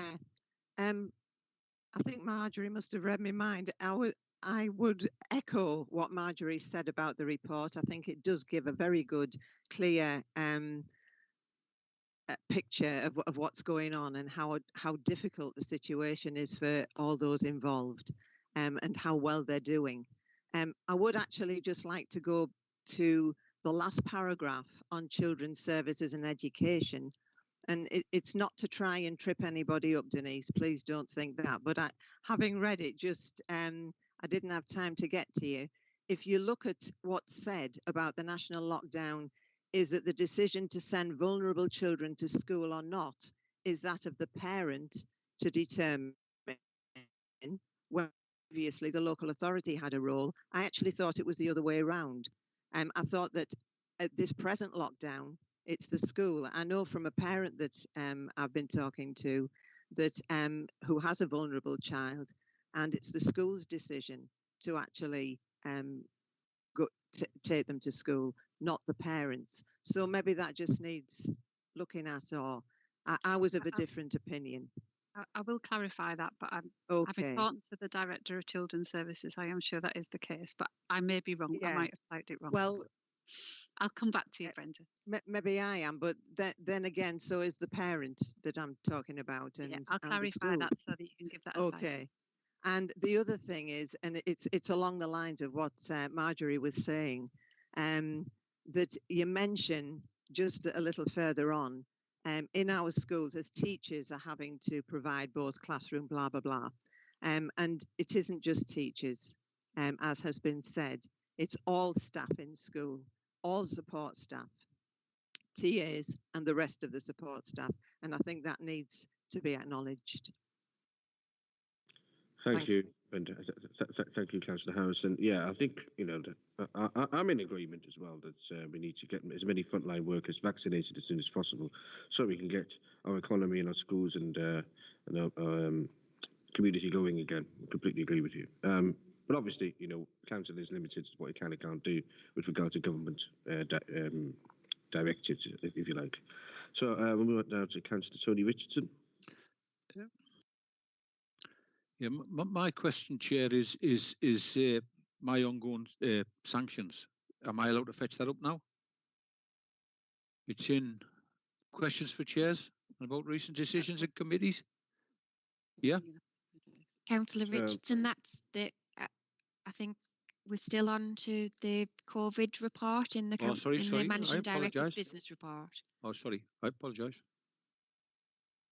Okay, thank you, Councillor Richardson. So yeah, go back to the Managing Director of the Thank you, Chair. proportionality. And thank you for those kind words, Marjorie, regarding my report.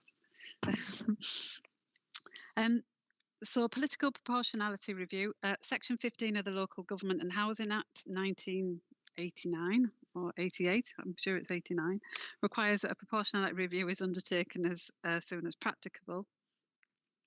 After it is delivered a proper officer notice. So I won't go into. I've just noticed the time, Chair. So do we need to do standing orders again for the next half hour? I think it was agreed across. Well, there was no dissent of the proposal that we have half an hour re-decision. So I think we should take that re-decision first. Okay. So can I put to councillors? Is there any dissent to extending tonight's meeting by another half hour? Councillor Brown. Thank you, Chair. I did have my other hand up. Chair, I haven't felt good all day, and some of us have been on here nearly 3 hours, and I would propose that we either reconvene this or put the end points onto next month's meeting. As far as Denise's report, it's in here, we've all read it, so I don't think we're missing much. Thank you, Chair. Okay, I think because there's been two motions put forward, technically we should go to a vote on Councillor Brown's motion that we end the meeting as of now. Is that, Councillor Brown, just clarify, you want the meeting to end now? Yes, I'm clarifying, that's correct. Okay, so I have to put that to a vote, members. So is there any dissent to Councillor Brown's motion? It appears a dissent. I've got my hand up, yeah. Okay, therefore, can everybody put their hands down and we have to go to a vote. So I have to hand over to Denise McGuckin, the Managing Director. Thank you, Chair. So just so everyone's clear, this is to end the meeting in 2 minutes' time. For or against? Councillor Christopher Akers-Belcher. Against. Councillor Stephen Akers-Belcher. Against. Councillor Brewer. Councillor Sorry, Brewer. muted. Wow. We want the meeting to be closed in 2 minutes. Okay. Councillor Brown. Sorry. No. I want the meeting to carry on. My apologies. Thank you. Thank you. Councillor Buchan. Against. Councillor Cartwright. And yeah, I would like the meeting to carry on. Thank you.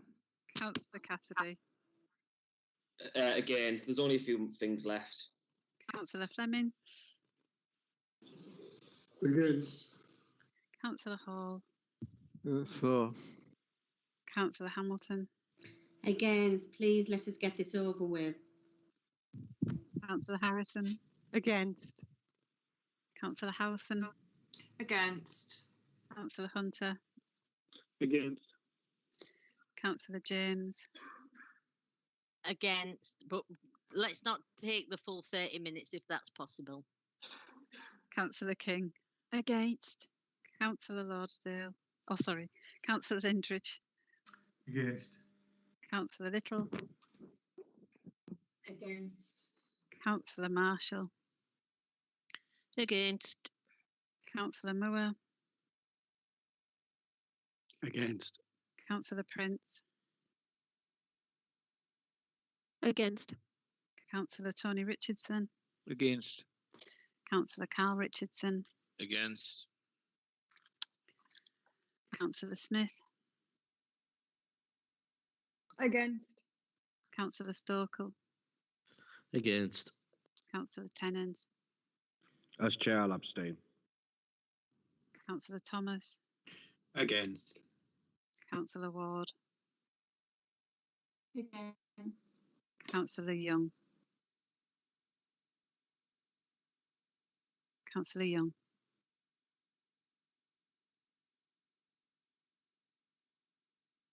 Councillor Young. I think he's gone. Okay. So I've got that as 25 against, 2 for and 1 abstained. Okay, so I have to carry on the meeting. So we're back to Denise to put forward the proportionality position. So, Chair, just to clarify, I think Councillor Young had to leave on a family issue. Right.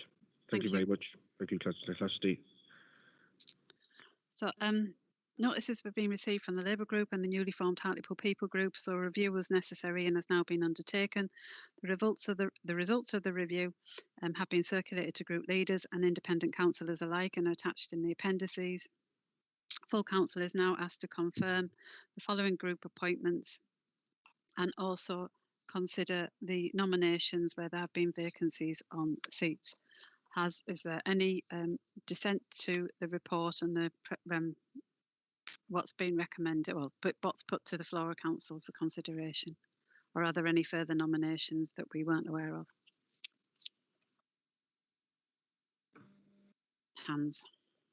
Got hands. I've got 3 hands up, so Councillor Brown.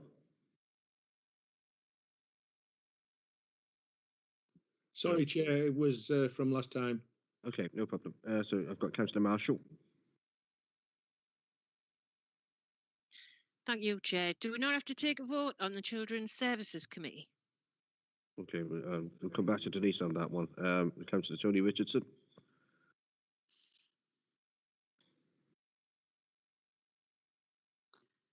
Shall I take the vote first, Chair? Because I think I know what Tony's going to come in with. So shall we close the vote off? Yeah. No, because it's before that, Denise. Okay. If you don't mind, it's going to take me 2 minutes to read it out. Okay. Okay, Councillor Richardson. Right. Yeah. Thank you, Chair. I would have liked to have challenged for the appointment of all the seats listed in these items, but I was told by Ailey, obviously I couldn't because of, however, I understand that 2 of the sanctions applied to me last year, I am prevented in doing so. I would like to humbly request that as I have now completed my equality and diversity training, along with some information and technology upskilling sessions, that full council asked the Ordnance and Governance Committee to review the sanctions applied to me in 2020. You know I have attended every committee meeting that I have been able to, which is the vast majority of them, in the public galleries. However, I feel that as a review of the sanctions may help me represent the constituency better as I as elected member.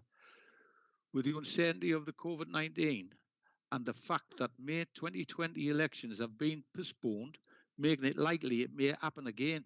And I believe that a review of the sanctions applied would be unfair and reasonably requested. Thank you, Chair. Thank you, Councillor Richardson. So we've had 2 different votes here. So I think we'll go back to the first one, which Denise. So. Chair, is there a seconder for Tony Richardson's motion? Yeah, is there a seconder? Yeah, I'll second it, Chair. Thank you. Seconded by Councillor Cartwright. Marjorie, you've got a hand up. I have, Chair, because I try to follow the rules. The situation that I want to say is actually, could we defer accepting this until such time? Because I do think that Tony's maybe got a little bit of a point. Until Audit and Governance have had a chance to actually look at this sanction situation. Yeah, I think Councillor James. I think that's what Councillor Richardson was asking. Yeah. Yeah. So I second that, Marjorie. Okay. Okay, so just to get the most fresh in our mind motion put forward by Councillor Richardson, seconded, and Marjorie putting forward the motion that we ask Audit and Governance to decide, and seconded by Councillor Marshall, I believe.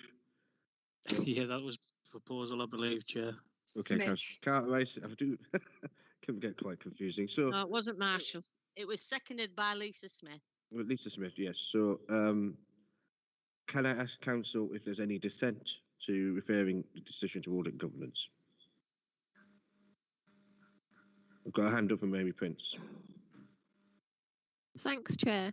I just want some clarification. Are we talking about all of these appointments or just the ones that aren't politically balanced? Councillor Prince, just to clarify, this is in regard to Councillor Tony Richardson's removal from being able to sit on any committees as decided by Audit and Governance last year. So what Councillor Richardson's asking for is that Audit and Governance review that decision before any option to take up seats on a committee. But he won't be taking up committee seats tonight, but he will asking Audit and Governance to review it. So the vote is when a council accept that Audit and Governance make that review. Chair, can I just correct what you've said because it's not factual? Audit and Governance made a recommendation which was accepted by full council.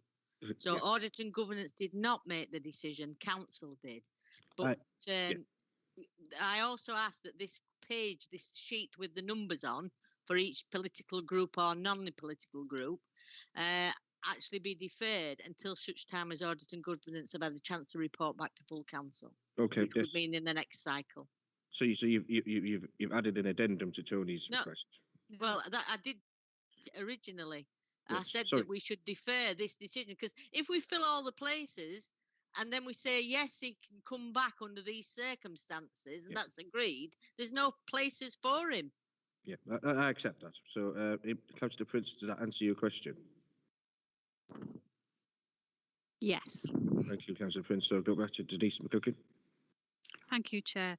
Can I just, where there are the group seats though, Chair, can we confirm those seats are in place? And obviously then the one where we would be voting, which would be Children's Services, would be deferred until Audit and Governance have had chance to consider the motion put forward tonight regarding Councillor Tony Richardson's position. Because that won't change proportionality. No, but there are some issues around the proportionality that's being shown, to be fair, Denise. If I give you the example, in red, it very clearly says the Socialist Labour Group are entitled to one place on Constitution, and we have two.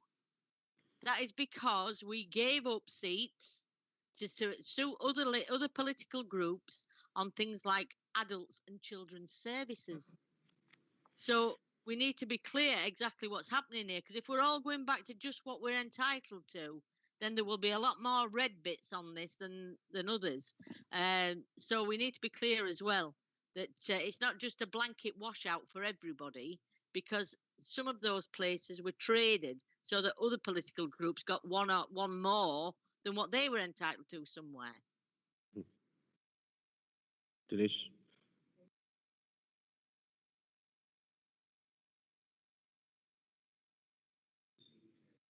I'll bring in the Chief Solicitor, Chair.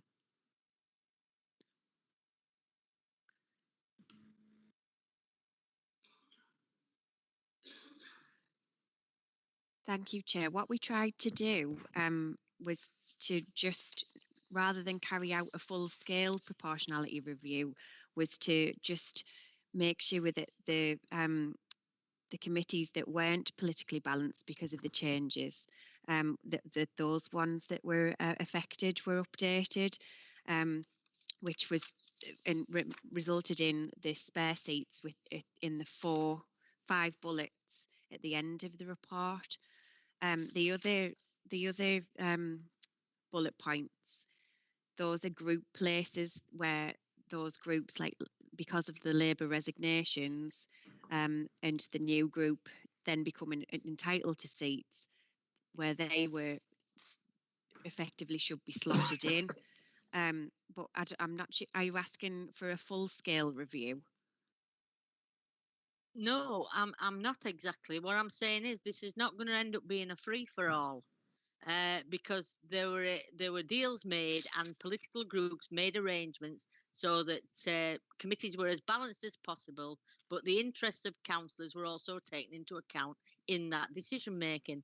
So we need to make sure that this is not opening the door to a full-blown recalculation of the council committees. Yeah. So members are asked to confirm the appointments in the first bullet points, but the bullet points after, those are the seats that are currently spare, effectively, because they're ungrouped seats. So the one at the moment that's challenged is Children's Services, but I understand that if we go to audit and governance and then that the sanctions are lifted, then those seats could become, Councillor Richardson could then put himself forward for those. Is that clear? No, not entirely. I think that we should defer making any decisions on the bullet points. Just leave people where they are at the moment until audit and governance have had a chance to look at it, and then recommendations can be made to the next full council. Look, I'm going to go to Chair, I'm Councillor happy Moore. to second that. If you don't mind, Chair, I'll second Councillor James's proposal. Okay, we'll go to Councillor Moore. Chair, I'm just trying to play the devil's advocate here and picking up on something Councillor James said there. I guess if, whilst the proportionality might not change, if audit and governance do decide to lift sanctions or allow Councillor Tony Richardson to sit on committees, there may be groups, as Councillor James said, there may be groups who wish to give up seats from their proportionality or ask Councillor Richardson to take those seats on his behalf, and in which case it would change again. So I do see the point she's trying to make here. Can I just say that at the very beginning, when Tony Richardson started to speak, he said that he would actually have gone for quite a number of these spare places. And he hasn't been allowed to do that because at the moment he still has a sanction on him that prevents that. So when it says in the report, if they are unchallenged, Tony has challenged all of them, but needs a decision to be made by audit and governance and then recommended to council one way or another as to whether he can or he can't, because I am not prejudging what audit and governance may recommend. Thank you, Councillor James. Just go to Denise McGuckin. I am conscious Councillor Harrison's got a hand up, but I'm just thinking for ease, Chair, I think we should defer the whole report until audit and governance have actually considered the points that Councillor Richardson has raised. And then once that's been done, we can bring this back to a future council meeting where it's fair and open to everybody based on the decisions of audit and governance. Okay, thank you, Denise. Brenda? I'm actually not of, thanks Chair, but I'm not of the opinion that we should wait until what audit and governance says. I think that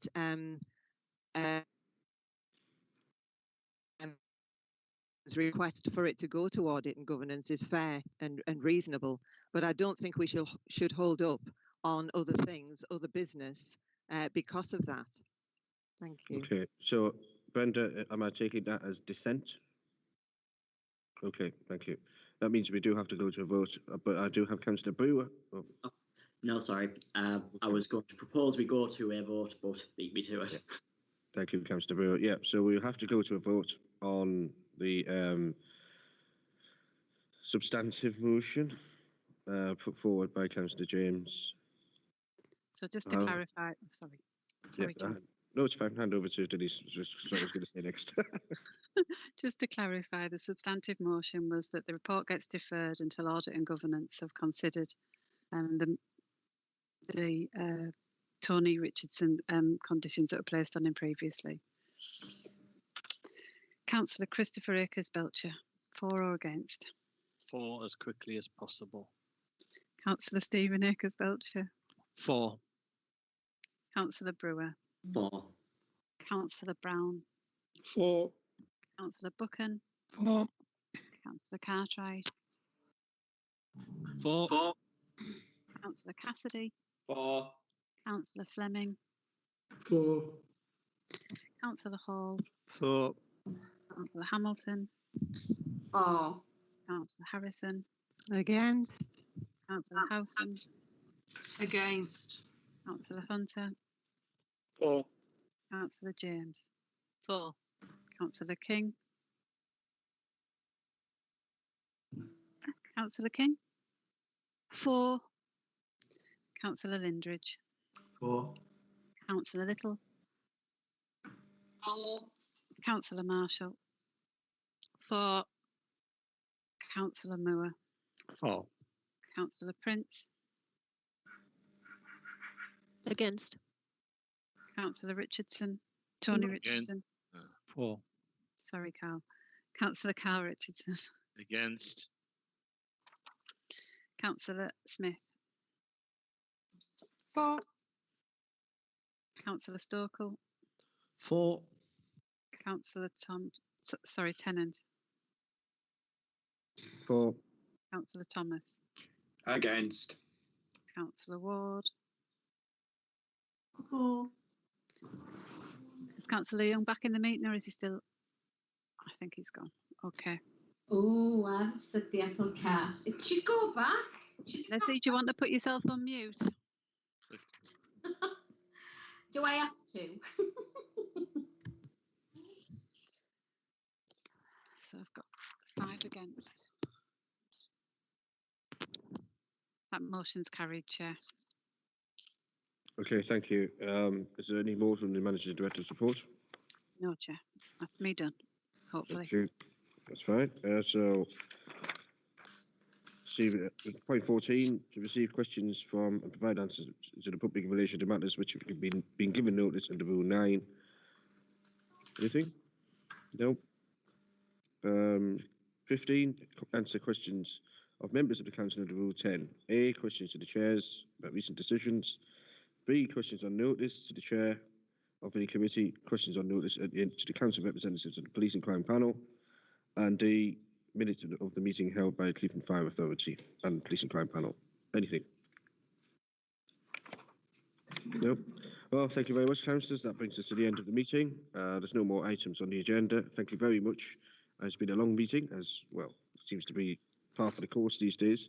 So, thank you all again, and enjoy the rest of your weekend. And look after yourself. Keep safe. See you soon. Good night, everybody. Stay safe. And Thank you for giving me another chance.